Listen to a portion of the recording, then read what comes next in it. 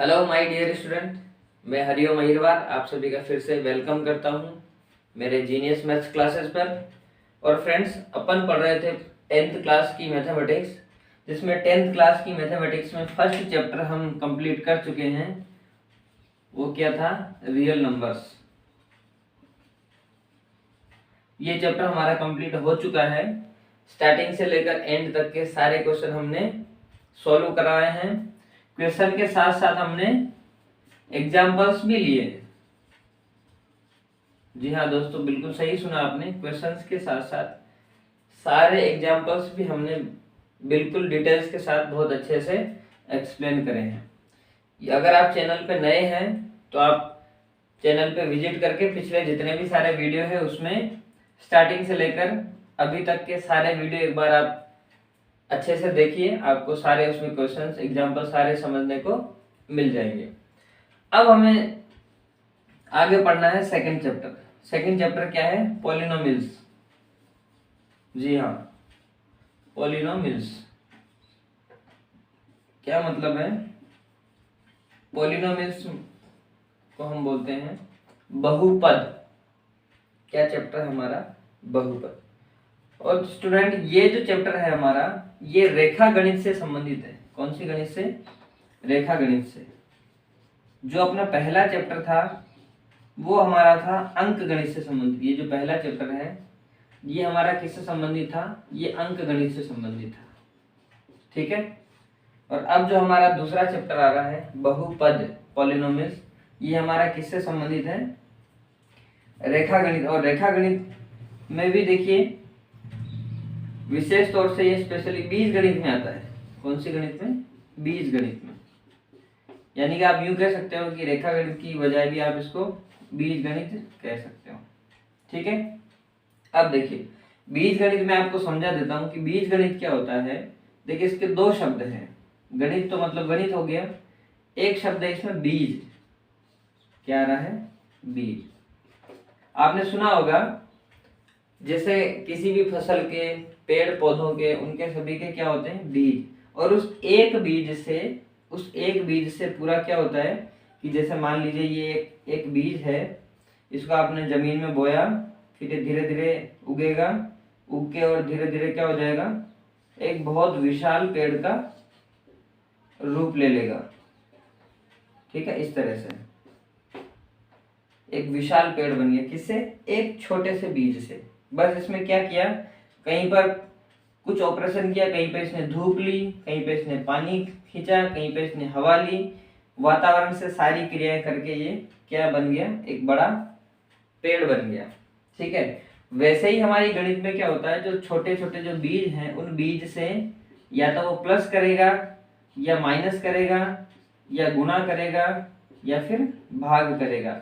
इन चारों क्रियाओं से करने के बाद में वो बड़ी बड़ी इक्वेशंस बना लेता है। क्या बना लेता है? बड़ी बड़ी इक्वेशंस बना लेता है। और उन सारी इक्वेशंस का जब हम अध्ययन करते हैं, उन बड़ी बड़ी इक्वेशंस का हम क्या करते हैं?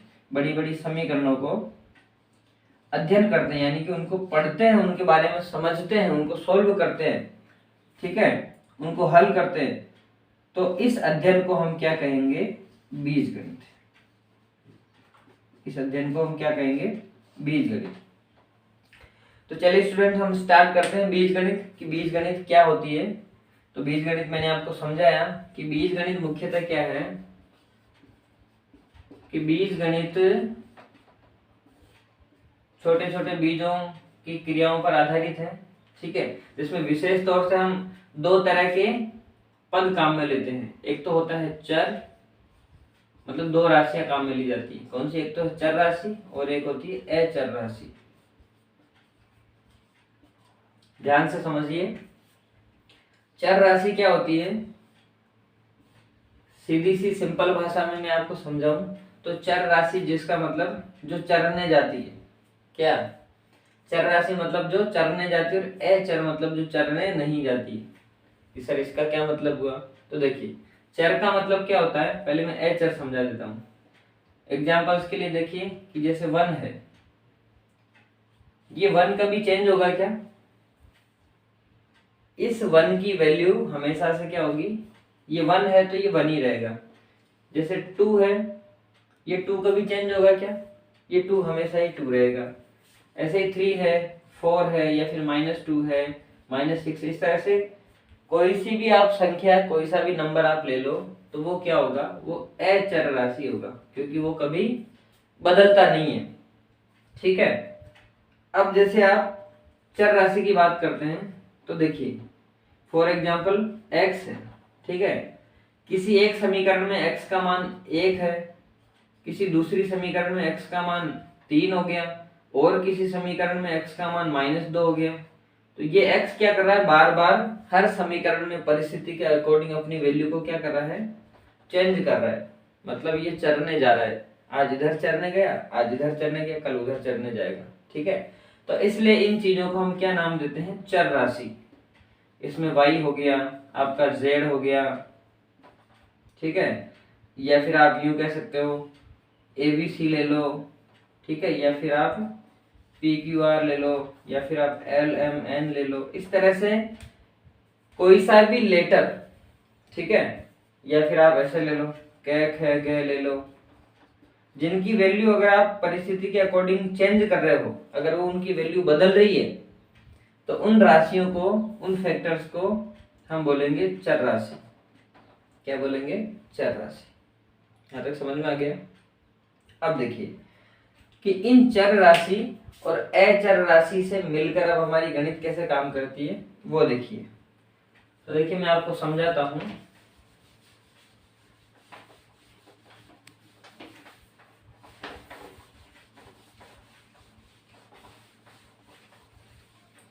देखिए ये जो चर और अचर राशियां हैं, इन दोनों चर और अचर राशियों से मिलकर अब हमारी गणित कैसे बनती है। फॉर एग्जाम्पल देखिए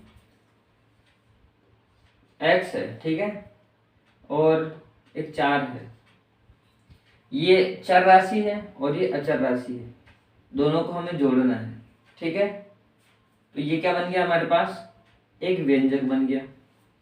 मतलब हमने दो चीजें ली, जैसे अपन खाने में नहीं बनाते व्यंजन, जैसे समझिए नमक, हल्दी, मिर्च और भी कुछ, जैसे 2-4 आइटम ले लिए, उनको किसी अलग मेथड से इनको मिक्स कर दिया, मिला दिया, ठीक है, तो क्या बन के आ जाती है? सब्जी बन के आ जाती है। ये क्या बन गया? एक व्यंजक बन गया। ऐसे ही समझिए कि जैसे आपने आटा ले लिया, आटे में नमक मिला दिया, फिर उसमें पानी मिलाकर उसको गूंथ लिया, फिर थोड़ा थोड़ा उसको तोड़ के उसको ऐसे बेल के और फिर आग में उसको क्या कर लिया? सेक लिया। तो क्या बन जाएगी? वो रोटी बन जाएगी। तो ये भी एक व्यंजक तैयार हो गया। तो ऐसे ही गणित में एक चीज हमने ये ली, एक ये ली, दोनों के बीच में ये क्रिया कर दी प्लस की, तो ये क्या तैयार हो गया? ये एक व्यंजक तैयार हो गया। क्या तैयार हो गया? एक व्यंजक तैयार हो गया। अब चूंकि ये बीजों से मिलके बना हुआ, इसलिए हम इसको क्या नाम दे देंगे? बीजीय व्यंजक। क्या कहेंगे इसको? बीजीय व्यंजक। ठीक है, यहां तक समझ में आ गया? चलिए अब देखिए ये जो बीजीय व्यंजक है, इन बीजीय व्यंजकों में आपको कहीं कहीं देखने को मिलेगा, जैसे मान लो x के रूप में, ठीक है, y के रूप में भी हो सकता है, z के रूप में भी हो सकता है, या हो सकता है आपको x y दोनों एक साथ देखने को मिले, या x y z तीन एक साथ देखने को मिले। ऐसे जैसे जैसे गणित आगे बढ़ती जाएगी, बीजीय व्यंजक बढ़ते जाएंगे, इनकी घातें भी क्या होगी? बढ़ती जाएंगी। देखिए यहाँ पर जैसे चर राशि कौन सी? x, और x में आपको कितने घात देखने को मिल रही? घात नहीं लगी हुई, मतलब कितनी घात है यहाँ पे? 1 लगी हुई है। ठीक है। अब कहीं ना कहीं आपको ऐसा भी मिल सकता है, और ऐसा प्लस में 2 है, ठीक है, या कहीं मान लो आपको ऐसा भी मिल सकता है, ठीक है, या फिर आपको कहीं ना कहीं, चलिए जैसे y के रूप में है, ठीक है, y के रूप में है, आपको ऐसा भी मिल सकता है, या फिर चलिए मान लीजिए वो z के रूप में है, तो z के रूप में आपको ऐसा लिखा हुआ है, ठीक है, ऐसा है। तो इन चीजों को देख के आपको क्या लग रहा है? देखिए ये मैंने 5 व्यंजक बनाए अलग अलग, इन पांचों को हम क्या कहेंगे? बीजीय व्यंजक बोलेंगे। ठीक है। तो इस बीजीय व्यंजक में देखिए बीज कौन सा? मतलब चर राशि। चर कौन सा है? x है। इसमें चर कौन सा है? x है। इसमें कौन सा है? x, इसमें कौन सा है y, इसमें कौन सा है z। तो जो चर राशि होती है उस चर राशि के ऊपर घात को देखा जाता है कि घात कितनी लगी हुई है। यहाँ देखिए x के ऊपर घात कितनी है 1, तो ये 1 घात वाला है। कितने घात वाला है? ये जो बीजीय व्यंजक है ये 1 घात वाला है। कितने घात वाला? 1 घातीय चर या 1 घातीय व्यंजक। इसमें बताइए, इसमें x की घात कितनी आ रही है? 2 आ रही है, तो ये वाला कितना हो गया? द्विघाती हो गया। ठीक है, इसमें x की घात कितनी आ रही है? 3 आ रही है, तो ये कितना हो गया? ये त्रिघातीय हो गया।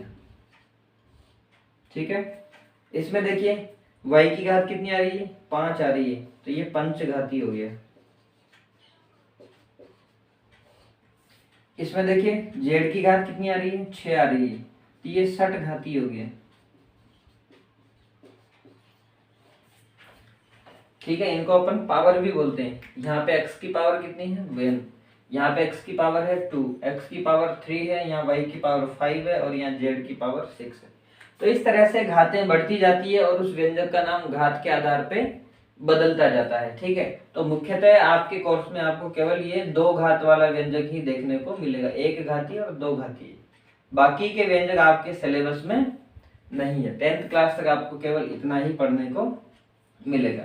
बाकी बड़ी घातों वाले व्यंजक जब आप 11th क्लास में मैथमेटिक्स पढ़ोगे तब बीज गणित के अंदर ये सारी चीजें आपको वहां पे पढ़ने को मिलेंगी। ठीक है, तो क्या पढ़ा हमने कि हम पढ़े थे बीज गणित। और बीज गणित क्या? ऐसी गणित है जो बीजों से मिलकर बनी हुई है, बीजों की संक्रियाओं पर आधारित है, जिसमें बीज किस तरह के होते हैं? चर राशियों के रूप में होते हैं और अचर राशियों के रूप में होते हैं। ठीक है, चर राशियां क्या होती है? चर राशियां इस तरह की होती है x y z a b c p q, और इस तरह से ऐसी राशि जिसका मान परिस्थिति और संक्रिया के आधार पर उनका बदलता रहता है। और अचर राशि जो हमेशा क्या होती है? फिक्स रहती है, सतत होती है। इस तरह से इन चर और अचर राशियों का आपस में जब संक्रियाओं के साथ में एक व्यंजक बनते हैं, प्लस माइनस गुणा भाग कुछ भी हो, तो उनसे बनने वाले उनको व्यंजकों को बीजीय व्यंजक बोलते हैं। अगर इन बीजीय व्यंजकों में जो चर राशि होती है उसकी घात अगर 1 है तो उसको 1 घातीय बीजीय व्यंजक बोलेंगे। अगर चर राशि की घात 2 है तो उसे द्विघातीय बीजीय व्यंजक कहेंगे। अगर चर राशि की घात 3 है तो उसे त्रिघातीय बीजीय व्यंजक नाम देंगे। इस तरह से घात के आधार पर इनका नाम बदलता जाएगा। ठीक है, तो आप यहां तक का इस चीज को नोट डाउन कर लीजिए, फिर मैं आगे बढ़ता हूं।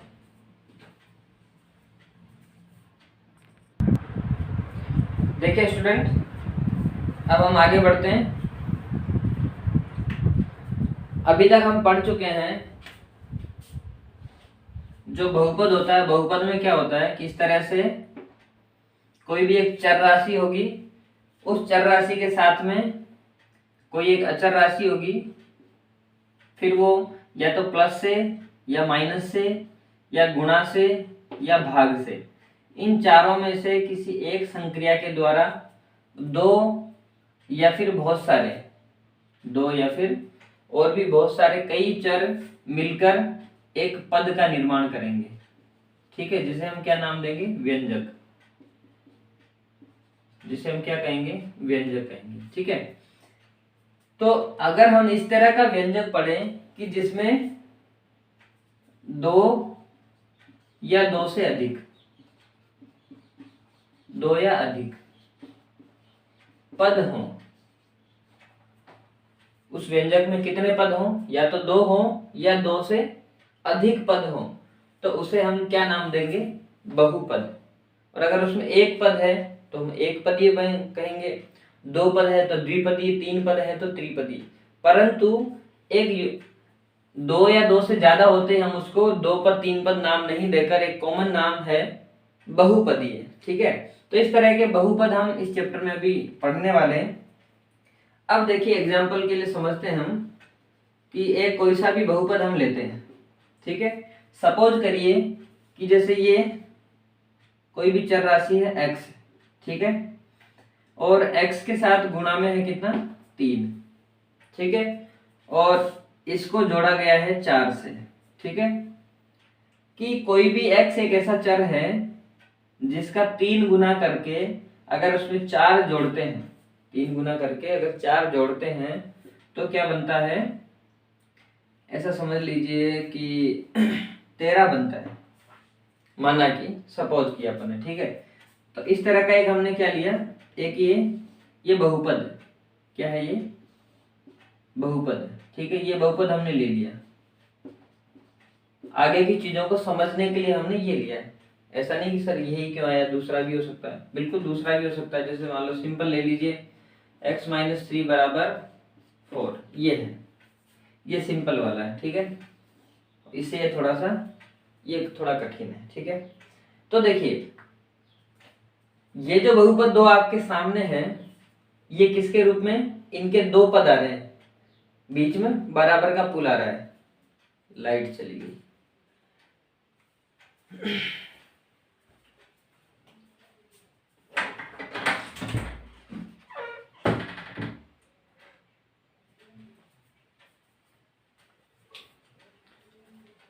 तो देखिए इस बराबर वाले पुल के एक लेफ्ट साइड में पार्ट है, एक राइट साइड में पार्ट है। तो इस तरह की चीजों को हम क्या नाम देते हैं, समीकरण का नाम देते हैं। पिछले चैप्टर में भी आपने देखा होगा कि माना कि ये समीकरण 1 है, ये समीकरण 2, इस तरह से हम कर रहे थे।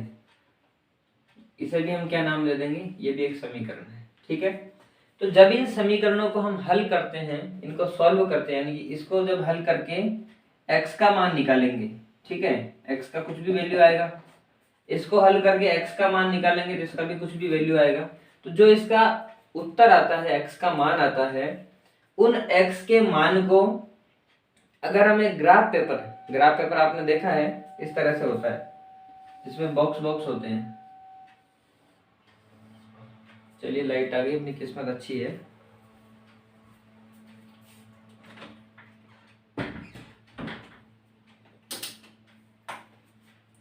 ग्राफ पेपर में आपने देखा होगा, ग्राफ पेपर में क्या होता है, इस तरह से 1-1 सेंटीमीटर के ऊपर क्या होती है, लाइनें होती है इस तरह से,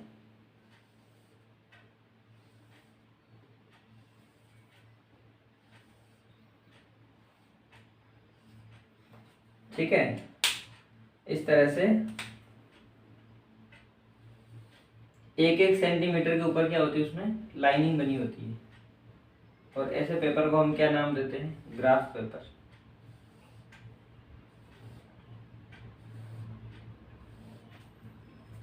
तो इसमें पैमाना लेके हम क्या करते हैं, पैमाना मतलब इसको नापने का एक आधार। जैसे मान लीजिए पैमाने में हमने इसको आधार मान लिया, एक ये लाइन बना दी और एक ये लाइन बना दी, मतलब 2 पार्ट कर दिए इसके, ठीक है। पिछली क्लासों में आपने ऐसा देखा होगा, इस ग्राफ पेपर में हमने 2 लाइन बनाई। जो ये हॉरिजेंटल लाइन है, इसको हम नाम दे देते हैं एक्स अक्ष। क्या नाम देंगे, एक्स अक्ष। और जो ये वर्टिकल लाइन है, इसको हमने नाम दे दिया वाई अक्ष।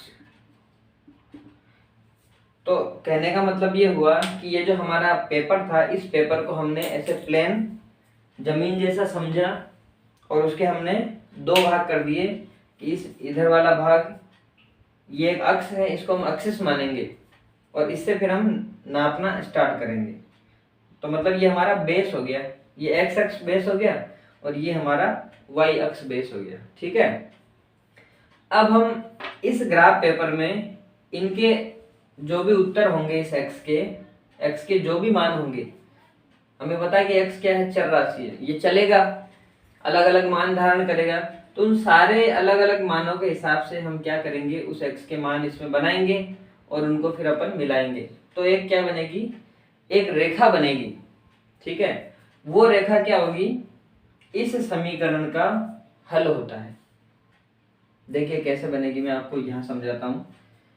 इसी को लेते हैं, ये सरल वाली समीकरण है तो इसको हम लेते हैं, ठीक है। देखिए समीकरण है अपने पास x - 3 बराबर 4। इसको हम सरल कर रहे हैं, मतलब हल कर रहे हैं।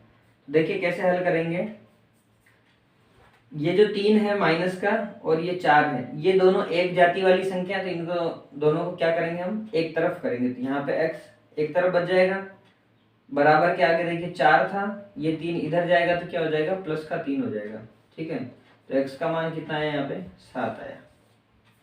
अब इसके अलावा x का मान और भी कुछ हो सकता है क्या, x का मान और भी नहीं हो सकता। ठीक है, क्योंकि इसमें ये एक घात वाला और एक चर वाला समीकरण है। ठीक है, दूसरे चर से इसमें कोई लेना देना नहीं है। ठीक है, तो दूसरा चर कुछ भी हो, लेकिन x कितना हो रहा है, x का मान यहाँ पे 7 हो रहा है। तो देखिए x का मान 7 कहाँ होगा, सपोज करिए कि जैसे एक यहाँ है, 2 3 4 5 6 और 7 यहाँ हो रहा है। ये x अक्ष से x पे गिनेंगे अपन, 1 2 3 4 5 6 7 यहाँ हो रहा है। तो अब ये जो रेखा है 7, यहाँ पे पूरी जगह आप कहीं पर भी गिनेंगे तो x का मान यहाँ क्या आएगा, 7 ही आएगा। x का मान कितना आएगा, 7 ही आएगा। x का मान कितना आएगा, यहाँ पे 7 आएगा। तो ये जो वर्टिकल एक रेखा बनी है ये वाली, इस रेखा का नाम होगा x बराबर 7, या फिर आप इसको x माइनस 3 बराबर 4 ऐसे भी कह सकते हैं, x माइनस 3 बराबर 4। इसका मतलब भी ये लाइन है और x बराबर 7 का मतलब भी ये लाइन है। तो ये जो लाइन बनी है, ये देखिए इस x को कितनी बार काट रही है, x को एक बार काट रही है, एक बार काट रही है। इसका मतलब है कि ये शून्य के पास में कब आ रही है, एक बार आ रही है। तो इस लाइन का शून्य कितना हो गया, इसका शून्य हो गया 1, इसका शून्य कितना हो गया, 1 हो गया। ठीक है, अगर ये 2 घात वाली होती तो हो सकता है इसमें शून्य 2 होते, या ये 3 घात वाली होती तो हो सकता है इसके शून्य 3 होते। तो इस तरह से शून्य बदलते जाएंगे। ठीक है, अब सपोज करिए कि हमारा जो ग्राफ बनेगा, उस ग्राफ में कुछ ग्राफ इस तरह से बनेंगे, जैसे समझिए आप, आपकी बुक से समझाता हूं मैं आपको। तो शून्य पता करने का सबसे आसान तरीका क्या है, देखिए जो आपकी बुक में उदाहरण फर्स्ट दे रखा है,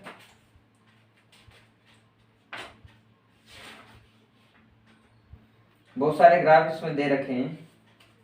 देखिए पेज नंबर 27 पर आप देखिए, पेज नंबर 27 पर 4 ग्राफ बने हुए हैं। ठीक है, उन चारों ग्राफ को मैं यहां बनाता हूं। चलिए एक बार आप इसको नोट डाउन कर लीजिए, फिर मैं आगे बढ़ता हूँ। ठीक है, इसको एक बार आप जैसा भी आपको उचित लगे, अगर आपको नोट करना हो तो इसको नोट कर लीजिए, फिर मैं आगे बढ़ता हूँ। ठीक है, तो देखिए पेज नंबर 27 पर जो ग्राफ बने हुए हैं, 4 ग्राफ हैं, चारों ग्राफ मैंने आपके सामने बना दिए। देखिए पहला ग्राफ इस तरह से बना हुआ है, ये वाला y अक्ष है, ये x अक्ष है, ये x अक्ष हो गया और ये y अक्ष हो गया। ठीक है, जहां दोनों अक्ष काटते हैं ये वाला बिंदु, ये बिंदु क्या होता है, ये 0 होता है। ठीक है, अब देखिए हमारा जो भी जैसे कोई बीजीय व्यंजक होगा, मान लीजिए वो बीजीय व्यंजक हमारा ऐसा है कि x की घात 2 माइनस 4x प्लस 10 बराबर 0। वो हमारा बीजीय व्यंजक इस तरह का है, इस तरह का। ठीक है, और इसका जब हम ग्राफ बनाएंगे तो इस तरह से बन रहा है। ठीक है, माना कि इसका एग्जैक्ट ये नहीं है, पर मैं आपको एग्जाम्पल के लिए, समझाने के लिए एग्जाम्पल दे रहा हूँ। ठीक है, तो मान लीजिए कि इस तरह का बीजीय व्यंजक है या इस तरह का बहुपद है जिसका ग्राफ ऐसे बनेगा। ठीक है, ये ग्राफ यहाँ से ऐसे चल रहा है, जो x अक्ष है उसको एक बार तो उसने यहाँ काटा और एक बार x अक्ष को उसने यहाँ काटा। अब यहाँ पे देखिए y अक्ष को काट रहा है, यहाँ पे किस अक्ष को काटा है, y अक्ष को काटा है। ठीक है, तो x अक्ष को इसने जितनी बार काटा है, x अक्ष को जितनी बार काटा है वो क्या हो जाएंगे, इसके शून्य हो जाएंगे, कि उतनी बार इसका मान क्या हो जाएगा, यहाँ पे शून्य मान बनेगा। ठीक है, तो इसमें देखिए कितनी बार काट रहा है, 2 बार, तो इसमें शून्य कितने हो जाएंगे, इसके शून्य कितने हो जाएंगे, 2 हो जाएंगे। ठीक है, अब देखिए ये अगला वाला जो ग्राफ है, एक बार ये यहाँ काट रहा है और एक बार ये यहाँ काट रहा है और एक बार ये यहाँ काट रहा है, लेकिन x अक्ष को ये 2 बार यहाँ काट रहा है और यहाँ पे किसको काट रहा है, ये y अक्ष को काट रहा है। तो हमारा समीकरण x के रूप में है इसलिए x पे भी शून्य कितने बार हो जाएंगे, x पे शून्य हो जाएंगे 2 बार। अगर हम y के सापेक्ष बात करते हैं, अगर ये समीकरण y की फॉर्म में होता है तो y पे फिर शून्य कितना आता है, 1 आता है। ठीक है, इसमें देखिए यहाँ पे ये y अक्ष को काट रहा है और यहाँ पे ये x अक्ष को काट रहा है, तो x अक्ष को इसमें एक ही बार काट रहा है, इसलिए यहाँ पे इसका शून्य कितना हो जाएगा, यहाँ पे शून्य हो जाएगा 1। इसमें देखिए यहाँ ये किसको काट रहा है, y अक्ष को, और यहाँ ये किसको काट रहा है, x अक्ष को, तो इसमें भी शून्य कितना हो जाएगा अपना, इसमें भी शून्य हो जाएगा 1। तो इस प्रकार से आप इस ग्राफ में x अक्ष को, वो जो ग्राफ हमारा जितने बार काटता है उसे देखकर, उन कटान बिंदुओं को देखकर आप शून्यकों के संख्या को निर्धारित कर सकते हो। ठीक है, तो उम्मीद है कि आपको बहुत अच्छे से ये प्रश्नावली समझ में आ रही है, ये सारी चीजें जो बहुपद में मैंने अभी तक समझाई है। अब आगे हम समझेंगे चैप्टर 2 की प्रश्नावली 2.1। उस प्रश्नावली 2.1 में ज्यादा कुछ नहीं है, सारे ग्राफ इस तरह से बने हुए हैं, उनमें आपको शून्यक बताने हैं कि इसमें कितने शून्यक है। ठीक है, तो मैं आपको ऐसे ही बता देता हूं, और अगर आपको उनमें कुछ डाउट लगे, अगर आपको समझ में नहीं आता है तो आप कमेंट में जरूर लिखिए, ताकि फिर मैं पूरे उस क्वेश्चन को, पूरे सवाल को अच्छे से समझा सकूं। देखिए ये जो 2.1 जो प्रश्नावली है, इस 2.1 प्रश्नावली में देखिए जो सवाल क्या कह रहा है कि किसी बहुपद px के लिए y बराबर px, किसी बहुपद, देखिए ध्यान से, कि किसी बहुपद px, मान लीजिए कोई भी जो बहुपद है वो px के नाम से है, ठीक है, और उसको y के बराबर में ले रखा है, तो उसके ग्राफ ये नीचे बने हुए हैं। तो इन ग्राफ में प्रत्येक स्थिति में px के शून्यकों की संख्या ज्ञात कीजिए। अब ये ग्राफ किसके रूप में है, x के रूप में है, ठीक है, बराबर में y दे रखा है, p ऑफ x, ये लिखा हुआ ना p ऑफ x, मतलब जो हमारी समीकरण बनेगी या जो बहुपद होगा वो किस फॉर्म में होगा, x की फॉर्म में होगा। तो x पर आपको कटान बिंदु ढूंढने, जितनी बार वो x को काट रहा है उतना ही हमारा क्या बन जाएगा, शून्यक बनेगा। तो देखिए पहले ग्राफ में ये जो ग्राफ की रेखा बन रही है ये x अक्ष को कहीं भी नहीं काट रही है, क्यों, क्योंकि ये x अक्ष के समानांतर है, समानांतर है तो ये अनंत तक कहीं काटेगी नहीं, तो इसमें शून्य कितना हो गया, 0। दूसरे ग्राफ में देखिए ये यहाँ से ऐसे जाके ऐसे जा रहा है, मतलब ये एक जगह काट रहा है, और यहाँ पे काट रहा है वाई अक्ष को, तो वाई से अपना कोई मतलब नहीं है, हमें एक्स अक्ष पे चेक करना है, तो एक्स अक्ष पे ये यहाँ पे एक बार काट रहा है, इसलिए इसमें शून्य कितना हो गया, 1 हो गया।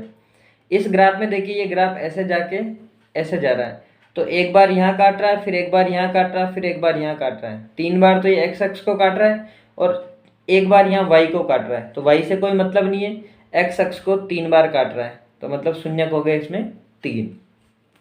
फिर अगला देखिए चौथे में ये इस तरह से ऐसे घूम रहा है ऊपर, तो एक्स अक्ष को ये यहाँ पे 2 बार काट रहा है, तो शून्य हो गए 2।